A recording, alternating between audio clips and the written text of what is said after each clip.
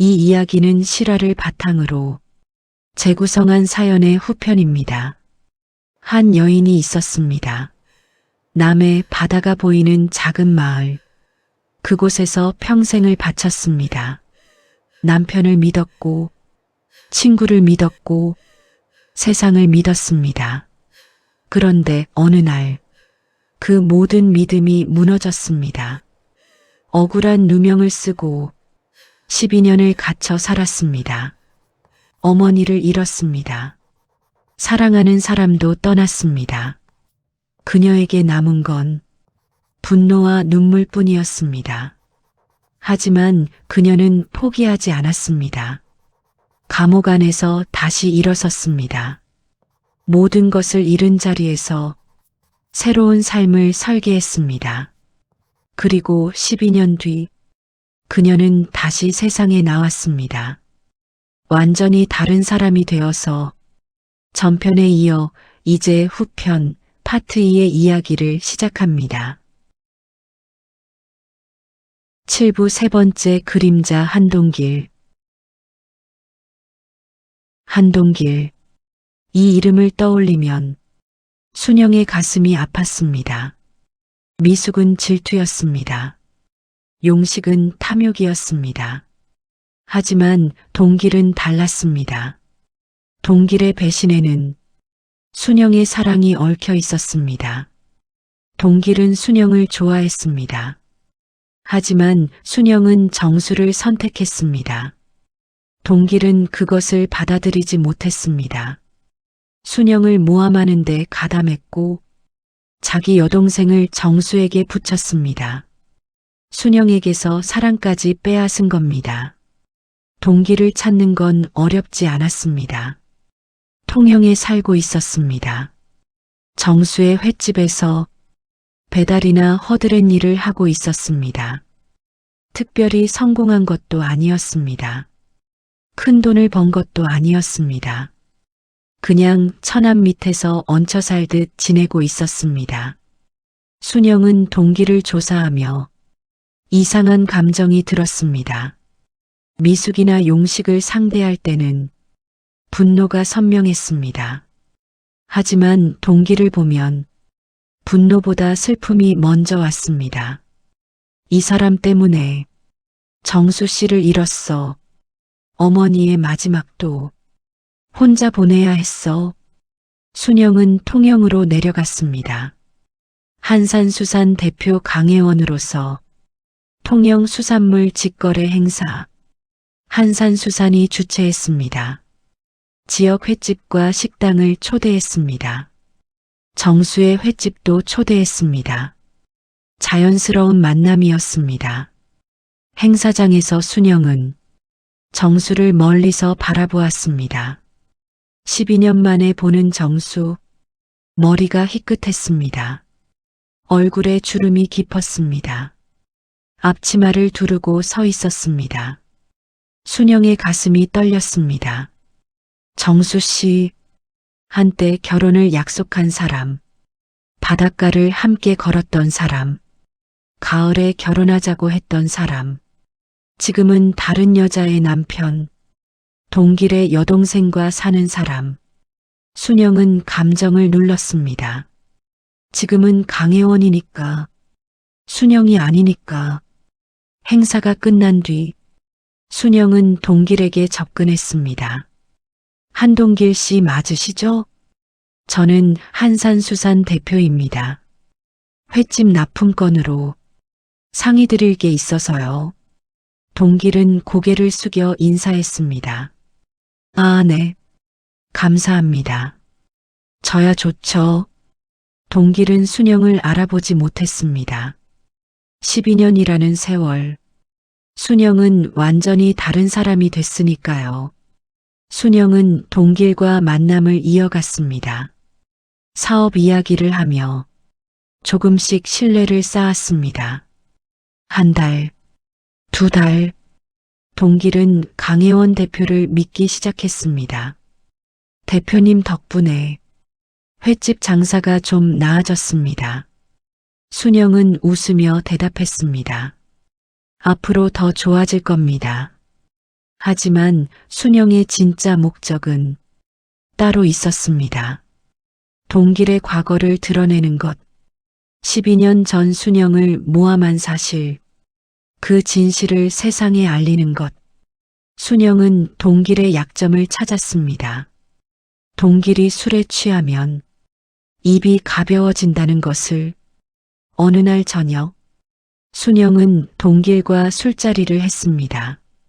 통영 시내의 작은 술집, 소주가 몇 병 비었습니다.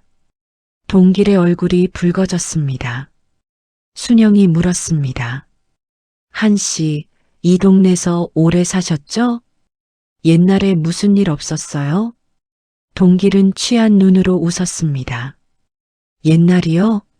뭐 별일 있었나? 수산물 공장에서 누가 잡혀간 적 있다면서요? 횡령인가 뭔가.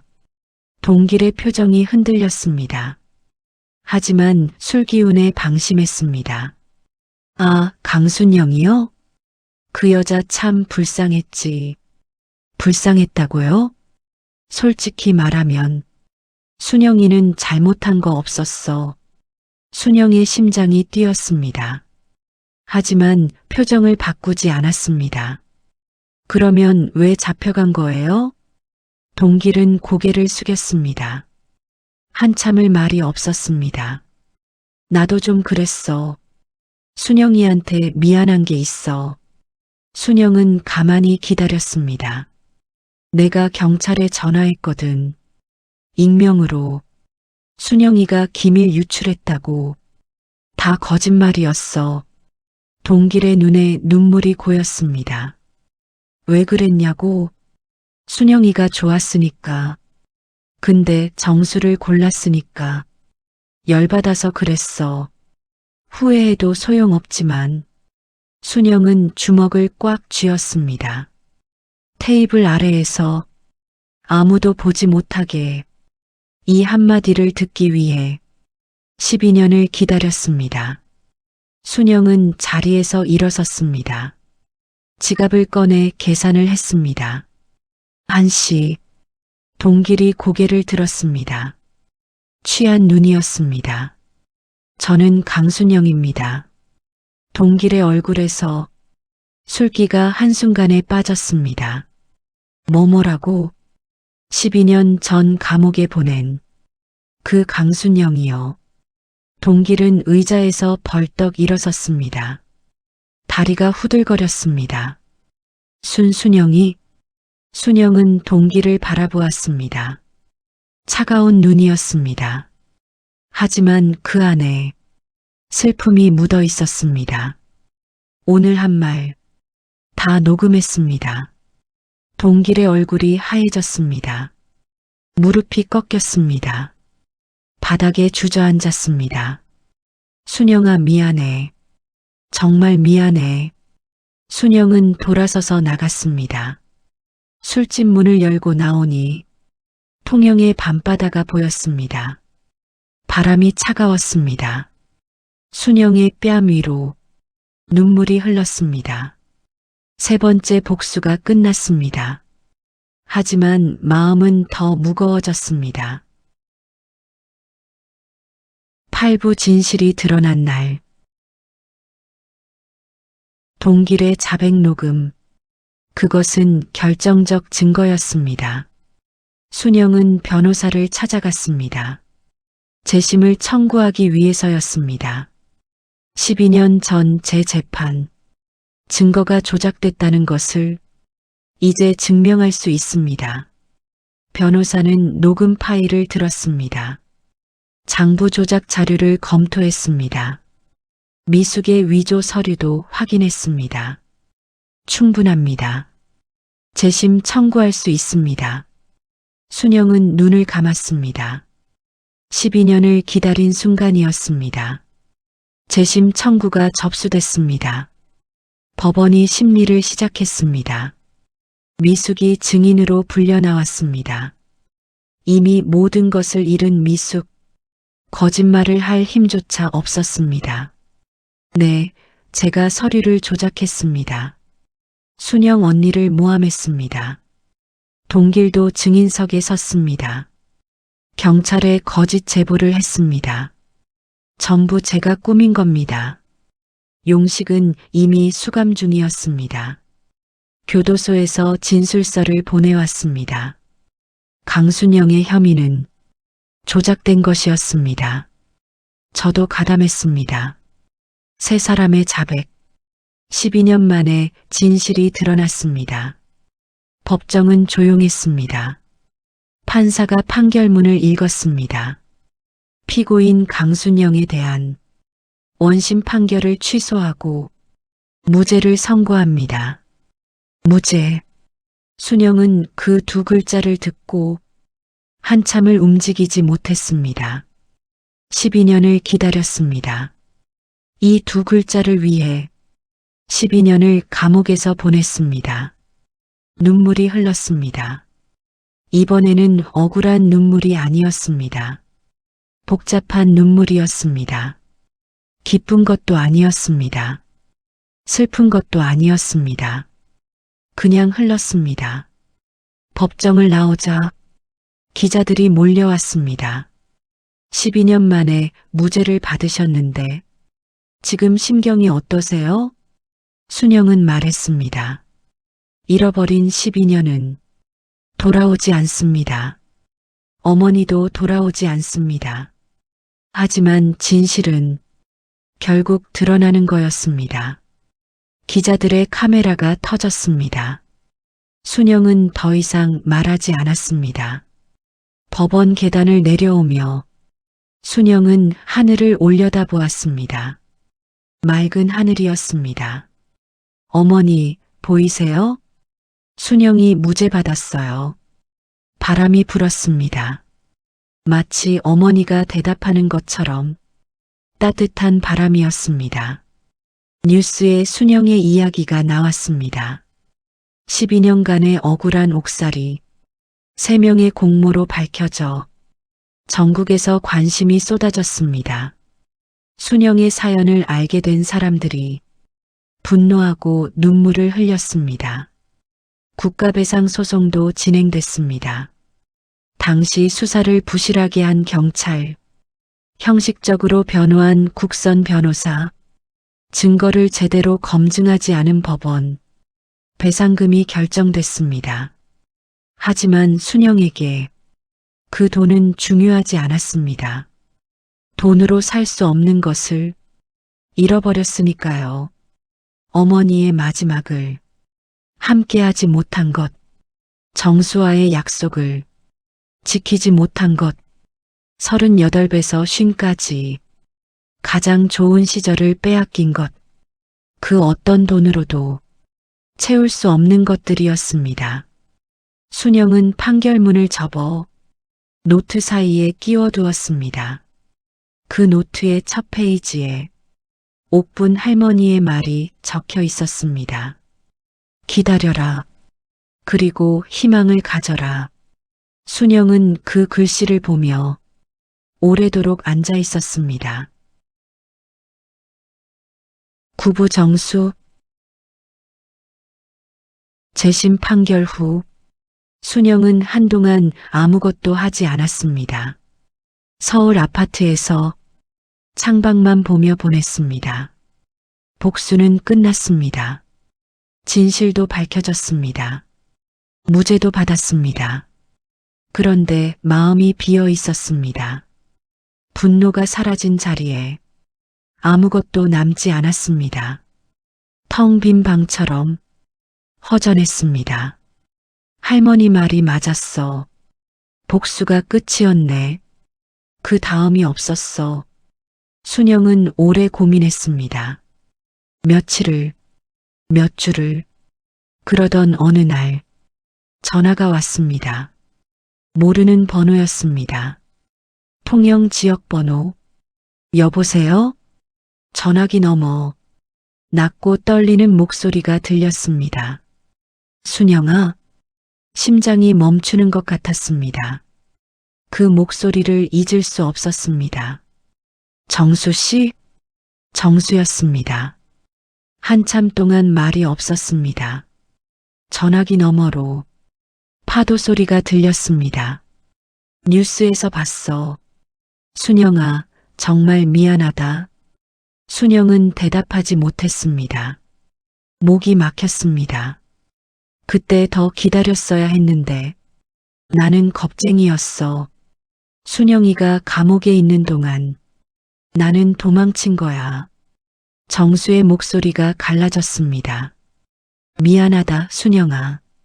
정말 미안하다. 순영은 한참을 듣고만 있었습니다. 눈물이 흘렀습니다. 닦지 않았습니다. 정수 씨, 원망했어요. 많이 원망했어요. 알아. 당연하지. 그런데 순영은 깊게 숨을 쉬었습니다. 지금은 괜찮아요. 원망 안 해요. 거짓말이 아니었습니다. 진짜 괜찮아졌습니다. 12년간의 분노를 다 쏟아내고 나니 정수에 대한 감정도 달라졌습니다. 원망이 아니라 안타까움이었습니다. 정수도 피해자라는 걸 이제는 알 수 있었습니다. 순영아, 한 번만 만날 수 있을까? 순영은 망설였습니다. 오래 망설였습니다. 네, 만나요. 통영에서 만났습니다. 둘이 걸었던 바닷가 같은 장소였습니다. 정수가 먼저 와 있었습니다. 등이 구부정했습니다. 머리가 하였습니다. 앞치마를 벗지 못한 채 서 있었습니다. 순영이 다가갔습니다. 정수가 돌아보았습니다. 두 사람은 마주 보았습니다. 12년의 세월이 두 사람 사이에 흘러 있었습니다. 순영아, 정수 씨, 파도가 발밑에서 부서졌습니다. 바람이 불었습니다. 예전처럼. 하지만 두 사람은 예전의 두 사람이 아니었습니다. 주름이 깊어진 얼굴, 흰 머리카락, 굵어진 손마디. 시간은 돌아오지 않았습니다. 정수 씨, 잘 살고 있어요? 뭐, 그럭저럭. 횟집이 크진 않지만 먹고는 살아. 다행이에요. 순영이는? 저도 그럭저럭이에요. 두 사람은 나란히 앉았습니다. 방파제 위에 바다를 바라보며 가을에 결혼하자. 12년 전 정수가 했던 말, 두 사람 다 기억하고 있었습니다. 하지만 아무도 꺼내지 않았습니다. 돌아갈 수 없다는 걸 두 사람 다 알고 있었습니다.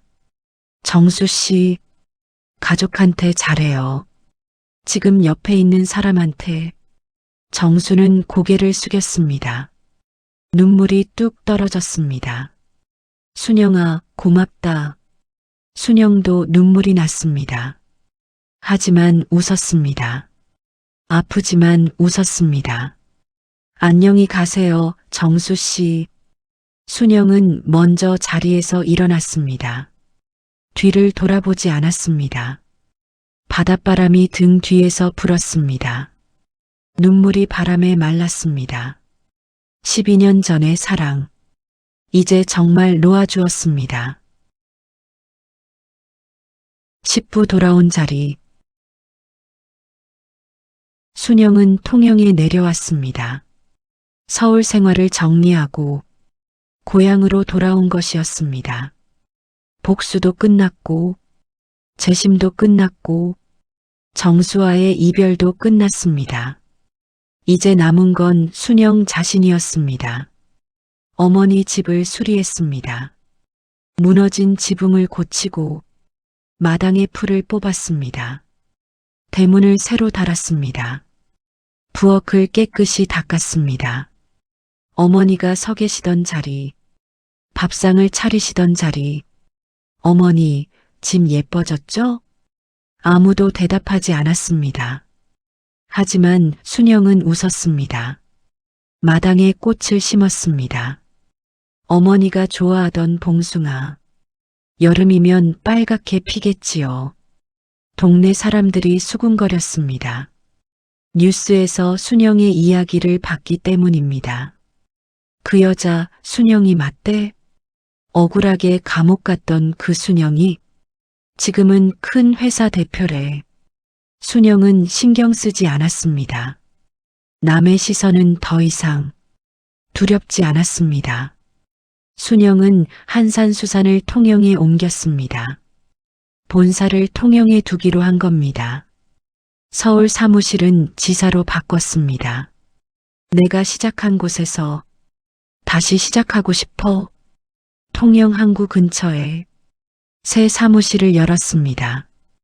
바다가 보이는 건물이었습니다. 창문을 열면 파도 소리가 들렸습니다. 갈매기가 날았습니다. 12년 전 고무장갑을 끼고 출근하던 길, 그 길 끝에 지금 순영의 회사가 서 있었습니다. 옥분 할머니의 손녀를 찾았습니다. 이름은 장서연, 28살의 젊은 여자였습니다. 대학에서 경영학을 전공했습니다. 서연 씨, 할머니가 당신 이야기를 많이 하셨어요. 서연은 눈물을 흘렸습니다. 할머니가 교도소에 계셨을 때 저는 아무것도 못했어요. 아빠가 연락을 끊었으니까 할머니는 원망 안 하셨어요. 서연 씨 걱정만 하셨어요. 순영은 서연에게 옥분 할머니가 남긴 몫을 전했습니다. 할머니의 유품도 함께 서연은 한참을 울었습니다. 감사합니다. 할머니 대신 감사합니다. 순영은 서연에게 제안했습니다. 한산수산에서 같이 일할래요? 할머니의 뜻을 이어가요. 서연은 고개를 끄덕였습니다. 순영은 한 가지 더 했습니다. 미숙을 찾아갔습니다. 미숙은 모든 것을 잃고 통영 외곽의 작은 원룸에서 살고 있었습니다. 문을 열자 미숙이 놀라서 뒤로 물러섰습니다. 순영 언니? 순영은 미숙을 바라보았습니다. 야위어 있었습니다. 눈 밑에 다크서클이 짙었습니다. 미숙 씨, 미숙이 무릎을 꿇었습니다.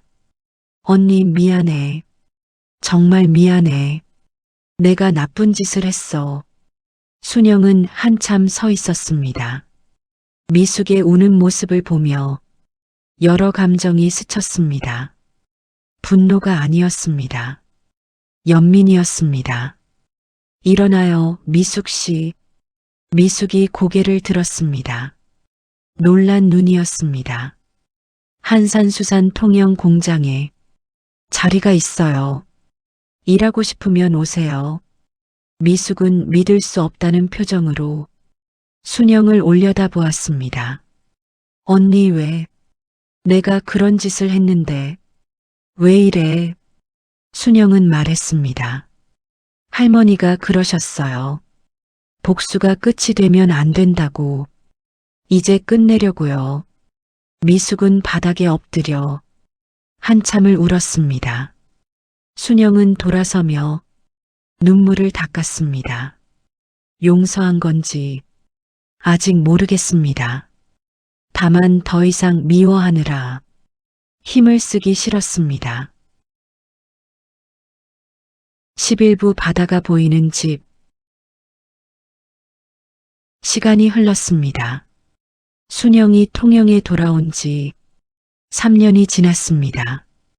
한산수산은 성장했습니다. 통영 본사에 직원이 100명이 됐습니다. 서울지사도 잘 운영되고 있었습니다. 서연은 경영팀장이 되었습니다. 옥분 할머니를 닮아 똑똑하고 성실했습니다. 미숙은 공장에서 일하고 있었습니다. 처음에는 고개를 들지 못했습니다. 동료들의 시선이 무서웠습니다. 하지만 시간이 지나면서 조금씩 자리를 잡았습니다. 열심히 일했습니다. 누구보다 열심히. 순영은 미숙을 멀리서 지켜보며 가끔 생각했습니다. 사람은 변할 수 있는 걸까? 대답은 아직 모르겠습니다. 하지만 기회는 줘야 한다고 순영은 믿었습니다. 순영은 또 하나의 일을 시작했습니다. 장학재단을 만든 것입니다. 이름은 옥분 장학회. 할머니의 이름을 딴 것이었습니다. 억울하게 수감된 사람들의 자녀, 가정 형편이 어려운 학생들, 그 아이들에게 장학금을 주는 재단. 제가 감옥에 있을 때 공부할 기회를 주신 분이 계셨어요. 그 은혜를 갚고 싶습니다. 장학재단 설립식에서 순영이 한 인사말이었습니다. 참석자들이 박수를 쳤습니다. 순영은 고개를 숙여 인사했습니다. 첫 장학생이 선발됐습니다. 15명의 학생, 각자의 사정으로 어려운 아이들. 순영은 그 아이들을 만날 때마다 마음이 따뜻해졌습니다. 열심히 공부해요. 세상은 넓어요. 길은 반드시 있어요. 그 말은 옥분 할머니가 순영에게 했던 말이기도 했습니다. 어느 날이었습니다. 순영이 어머니 산소에 갔습니다. 봉분 앞에 앉았습니다. 가을이었습니다. 하늘이 높았습니다. 바다가 멀리 보였습니다. 어머니, 순영이 잘 살고 있어요. 회사도 잘 되고 있고 장학재단도 만들었어요. 바람이 불었습니다. 풀잎이 흔들렸습니다. 어머니가 보고 싶어요. 어머니 반찬이 먹고 싶어요. 된장찌개에 멸치볶음. 그거면 충분했는데 순영은 봉분에 손을 대었습니다. 따뜻한 흙이었습니다. 어머니, 저 이제 괜찮아요. 걱정 마세요. 눈물이 흘렀습니다. 하지만 슬픈 눈물은 아니었습니다. 감사한 눈물이었습니다. 살아있어서 감사했습니다. 어머니의 딸로 태어나서 감사했습니다. 할머니를 만난 것이 감사했습니다. 산소를 내려오며 순영은 바다를 바라보았습니다. 통영의 바다. 12년 전에도 여기 있었고 12년 동안에도 여기 있었고 지금도 여기 있었습니다. 바다는 변하지 않았습니다. 변한 것은 순영이었습니다. 고무장갑을 끼던 반장에서 억울한 죄수가 되었고 복수를 꿈꾸는 여자가 되었고 회사의 대표가 되었고 그리고 지금 용서할 줄 아는 사람이 되었습니다. 순영은 웃었습니다. 바다를 보며 웃었습니다. 12부 기다려라. 그리고 희망을 가져라. 또 몇 년이 흘렀습니다. 순영은 60이 넘었습니다. 한산수사는 서연에게 맡겼습니다. 서연이 대표가 되었습니다. 옥분 할머니의 손녀가 할머니의 뜻을 이어가고 있었습니다. 순영은 한 발 물러섰습니다. 회장이라는 직함은 있지만 실무는 젊은 사람들에게 맡겼습니다. 순영은 어머니 집 마당에 작은 횟집을 열었습니다. 이름은 어머니 횟집. 손님이 많지 않았습니다. 동네 사람들이 가끔 왔습니다. 관광객이 지나다 들렀습니다. 순영은 직접 생선을 손질했습니다. 고무장갑을 끼고 칼을 들었습니다. 12년 전에 손놀림 그대로 빠르고 정확했습니다. 어서 오세요. 오늘 광어가 좋아요. 손님에게 밥을 차려주는 일. 그게 순영이 원래 꿈꾸던 삶이었습니다. 작은 횟집, 어머니를 모시며 정수 씨랑 같이 그 꿈의 절반만 이루어졌습니다. 어머니는 안 계시고 정수 씨도 옆에 없습니다. 하지만 순영은 괜찮았습니다.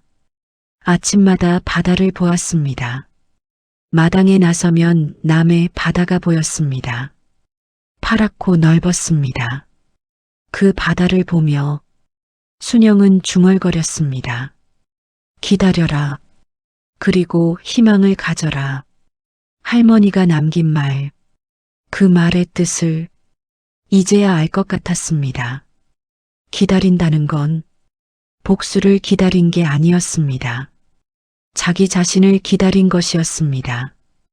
분노를 내려놓을 때를, 용서할 수 있게 될 때를, 다시 웃을 수 있게 될 때를 기다린 것이었습니다. 희망이란 누군가를 무너뜨리는 게 아니었습니다. 자기 자신이 다시 서는 것, 그것이 희망이었습니다. 순영은 횟집 의자에 앉아 바다를 보았습니다. 봉숭아가 마당에 피어 있었습니다. 빨갛게 어머니가 좋아하던 색으로 갈매기가 울었습니다. 파도가 부서졌습니다. 바람이 불었습니다. 순영은 눈을 감았습니다. 얼굴에 미소가 번졌습니다. 12년의 감옥, 12년의 복수, 그리고 나머지 세월의 용서, 긴 여정이었습니다. 하지만 끝이 아니었습니다. 내일도 아침이 올 것입니다. 바다는 여전히 저기 있을 것입니다. 순영은 내일도 횟집 문을 열 것입니다. 어서 오세요. 그 한마디를 위해 순영은 오늘도 살아갑니다. 기다려라. 그리고 희망을 가져라. 이것은 한 여인의 이야기입니다. 모든 것을 잃었지만 다시 일어선 사람의 이야기. 복수보다 강한 것은 용서였고 분노보다 오래가는 것은 희망이었습니다. 여러분의 인생에도 힘든 시간이 있을 것입니다. 억울한 일이 있을 것입니다. 모든 것을 잃은 것 같은 날이 올지도 모릅니다. 그때 기억해 주세요. 기다려라. 그리고 희망을 가져라. 반드시 아침은 옵니다. 바다는 언제나 거기 있습니다. 오늘도 긴 이야기 끝까지 들어주셔서 감사합니다.